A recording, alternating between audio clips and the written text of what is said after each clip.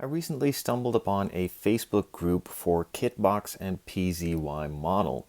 They've made a couple of kits already. These are multimedia kits, mostly resin, some clear parts and other stuff included, of course. And when I first came across their page, they were doing the new Toyota GR Yaris in 1/24th scale, and that is a car I really like, so I of course was obviously excited. Even more recently, they came out with this BMW M3. This is the F80 version, the 4-door, and they have it in a combo set, making it the standard version or the competition version with a couple of upgrades in it. And specifically, this one says the 30 Jahre special edition, celebrating some kind of anniversary for BMW M3 or BMW M, having a couple of special colors and stuff like that, but that is of course all up to you. We got to talking and they decided to send me out this kit to unbox for you guys to show what is inside of the kit and also try to show the general quality of these kits. And then of course at a later stage I will also do a full build, but I still need to finish some other things first, so that is to come later. Let's just jump into the box right now, and when the build will go online, you'll start to see the videos come along on the channel. So the kit comes in this relatively small box, nothing special. It just has a couple of the pictures of the box in full color, or pictures of the car in full color on the side.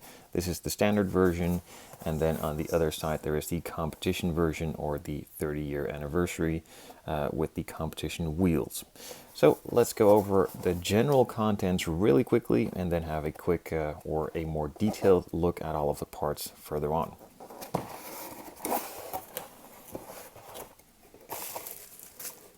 It is pretty well packed. It has a lot of these, lots of those parts in there to protect everything, and all of it is nicely sealed in some Ziploc bags as well.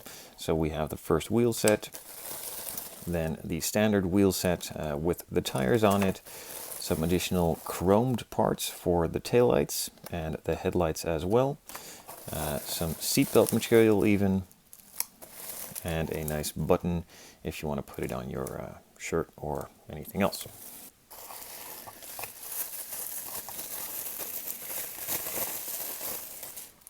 Some more smaller detailed parts for the in and exterior, and some of the bigger parts for the interior too. And then the main big piece, of course, is the body.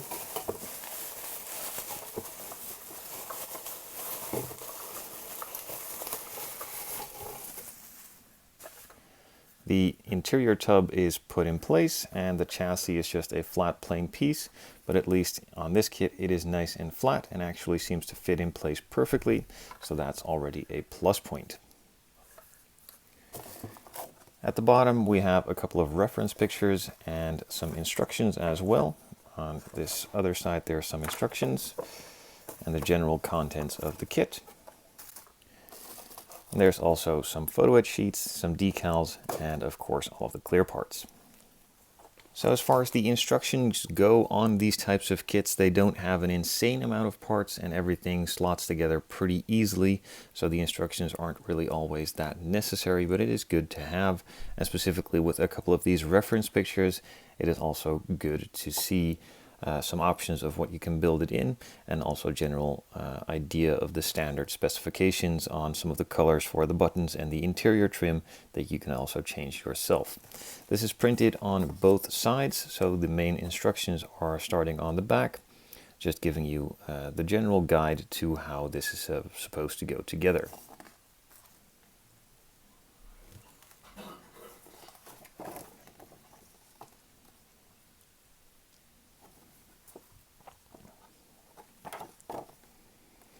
And on this last one, or the first one, not really sure, you can also see the layout of all of the parts and which parts you're supposed to have, and then just do your thing, I guess. The chassis on this one is pretty simple. On the top side there is the base part for the interior, on which you can slot the parts on top of, so they exactly position where you need them to be. It is a pretty nice and tight fit, so that's a good thing. Same for the seats and the center console, I think for the pedals and some other stuff. And then the bottom side is plain, flat and simple. That is usually the case with these kinds of kits. If you would add an engine or maybe a full chassis detail, the kits can easily become twice as expensive, and they're not cheap to start off with. So it's just a choice of having details or having the kit more affordable, so to speak. And in this case, they just decided to go for more affordable, getting the kits out on the market and not going overboard with a lot of detail that will be hidden once the model is completely finished. Everyone to their own. I don't mind that it doesn't have all that much detail. I just put the models in a display mode and don't really look at the engine or the chassis parts ever again once assembled. The only thing that was added to the chassis was the rear box for the exhaust with the exhaust tips. This is quite a pronounced piece that sticks out from the back side and is one of the things that most M3 owners really hate, as it doesn't really look all that good seeing these parts hanging out from underneath, but it is realistic and the way that the car is built in real life. So this is just one of the chassis pieces that is nicely detailed and pretty much the only one that is on there. Besides the exhaust, there isn't really all that much to talk about for the chassis, apart from some of the suspension components that are pretty much non-existent as well. Again, not a big deal. It would make the kit an incredible amount more expensive. So the things they did focus on were the things you see, and that is, of course, the brakes. Now, these are made in one big part. On the back, you have all of the suspension components, or the mounting system, so to speak, included. You just simply glue it in place and that's it. One of the big detailed items on these are, of course, the calipers. The discs are separate pieces, and that is going to be shown with the photo etch parts later on. But the calipers themselves are also nicely detailed, nice and big, and in this case, this is the carbon ceramic setup. So that is the upgraded version from the regular steel ones. That is also something really nice to see, as the calipers are a lot bigger and the discs are a bit bigger as well. The front ones are bigger than the rears, and both are just nice beefy units. And in front of those calipers you will have a set of wheels. Now you can choose between the competition version or the regular version. The tire size and the wheel size are the same for both sets, so they are just on the regular version, but you can simply just pop them on the competition ones. Both sets are equally nicely detailed, sharp casting, sharp detailing, and overall just great design work. A little bit of cleanup might be required from some of the casting imperfections or the flashing that is left over, but nothing major and nothing out of the ordinary for these types of kits. Same goes for the tires, super nicely detailed, super smooth casting, has some nice sidewall detail on there as well. Not really sure if you can see it perfectly well. Some of the flags for the Michelin logo, and the backside on these is also incredibly nice and smooth. Just a small little pimple here from where it is poured for the casting, but nothing else to complain about. So like I quickly mentioned earlier, the main chassis floor pan is also the main floor pan for the interior. And for that we have a rear seat, and also the partial shelf and the rear seat headrests are molded in one. There are some decals, I believe, to detail this up, but you could also just decide to mask it up and paint it in different colors, but that is up to you. The seats are also going to be mounted on top of that same base plate. It has a little detail here in the backrest for the M logo, some clean panel lines. The ones on the seat area for the bottom piece are a little bit thin, but with some scribing that can be fixed. Overall, nothing out of the ordinary, super clean, nice casting, and a nice part. The center console is lacking some of the parts, but those are going to be added on as separate pieces, like the handbrake, the shifter, the armrest, and maybe some other small bits here and there, but overall, again, nice and clean. Same for the dashboard, also a couple of pieces that are not mounted on here. Steering column, steering wheel, some of the shifter paddles if you decide to go for the manual or automatic version, and of course the navigation screen. But overall, most details are on here, and again, super sharp, clean casting, no bubbles, no imperfections, and great clean lines. And then the final big piece for the interior is the door panel. Of course, there is another one for the other side in a mirror image. Both look identical, and nothing more to say about it, basically. Now, in order to dress up all of those interior bits, there are a couple of smaller sprues with all of the separate components. This one also has the shark fin antenna for on the roof, the rear view mirror holder for in the headliner, the gas pedal, the shifter. This one seems to be the automatic version, but it could also be the manual version, not sure. Some of the seatbelt buckles, materials and stuff like that. And another weird part that I have no idea what it is for, but we will figure that out during the build once we get to it. But now that I think of it, I think this is the brake pedal or the clutch. Some more interior trim pieces. These are all the door handles, I believe, which is nice to see as a separate piece, so you can actually have the room behind it as the ones on the real car do, and the rear view mirror. Some more pieces for the interior again. I believe this is the handbrake, then the armrest, and some more mysterious pieces. And then there's two more small sprues, one with the door handles and the navigation screen, but these are the exterior door handles. And then this one has the side mirrors, the steering wheel, and the steering column. The steering wheel, of course, is the nice M1, super sharp details in there, clean casting just like all the other parts.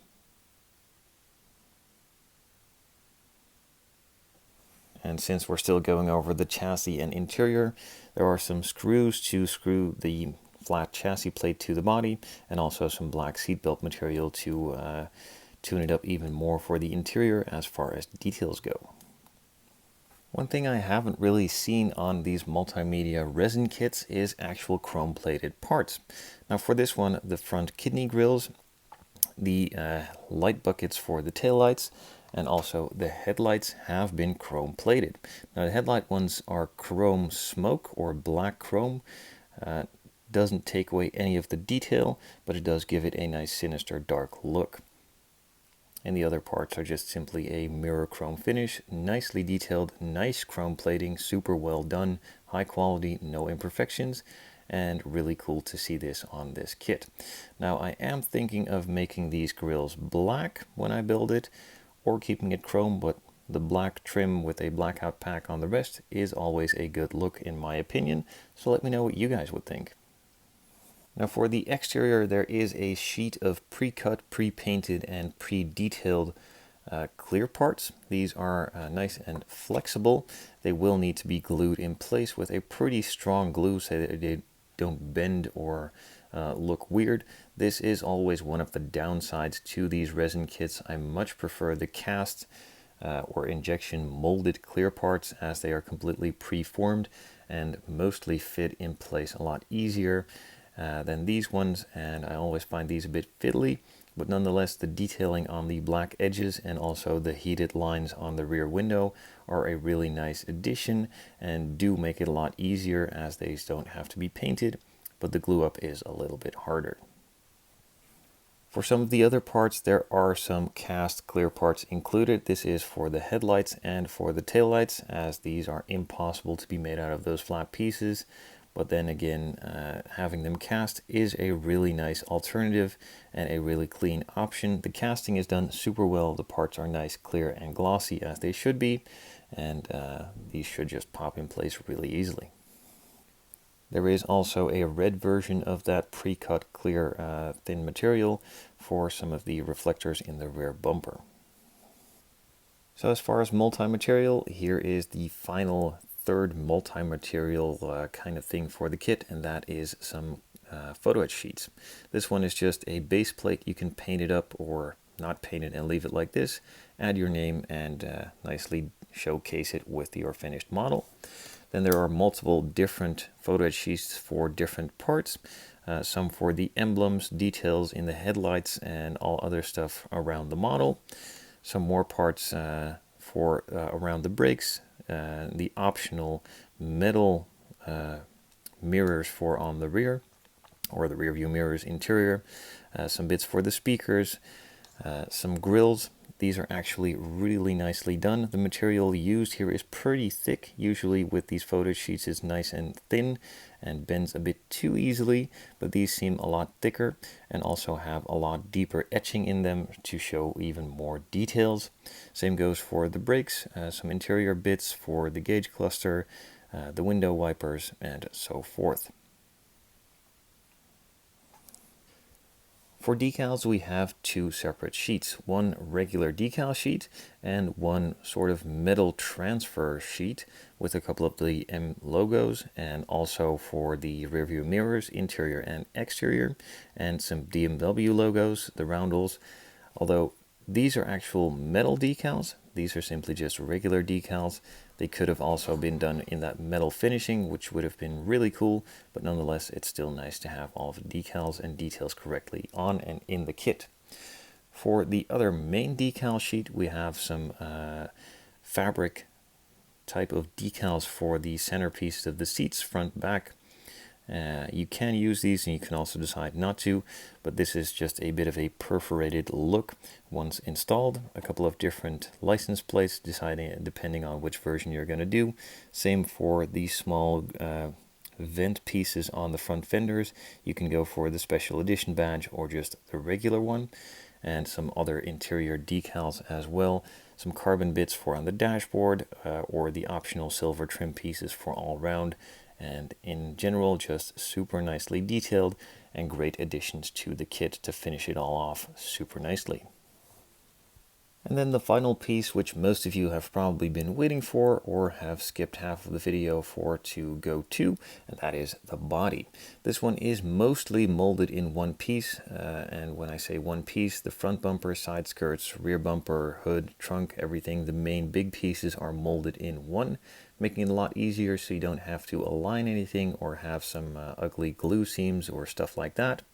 And also for painting it in one body is a lot easier than having all of the separate parts. And since this is not a full detail kit with an engine, etc., it is not necessary to have these separate parts. And the way that they design it, it's simply just a great way to do it, and also really well done casting wise, as there aren't really any mold lines to show on the exterior.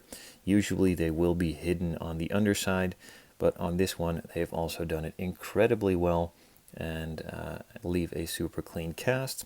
And once we're on the underside anyway, there is a headliner molded in, has all of the nice detailing for the center dome light and all the other details in front, and even the details that most kits skip over for the B pillars with the seat belts to mount into.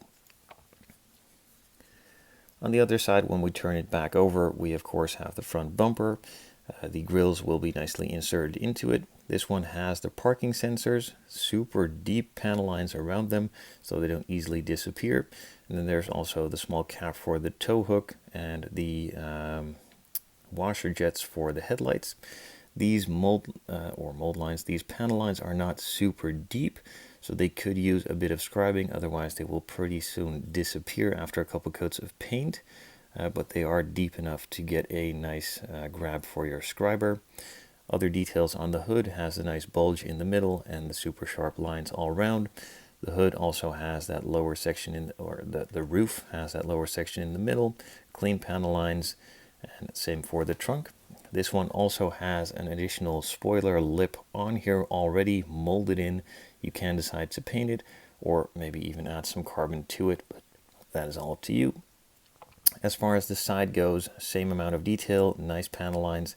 They could be a little bit deeper, but just a couple passes with a scriber should easily take care of that. And the same goes for the rear bumper.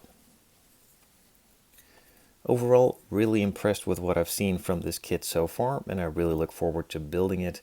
I'm not yet ready for it, but when I will, the videos will pop up on the channel.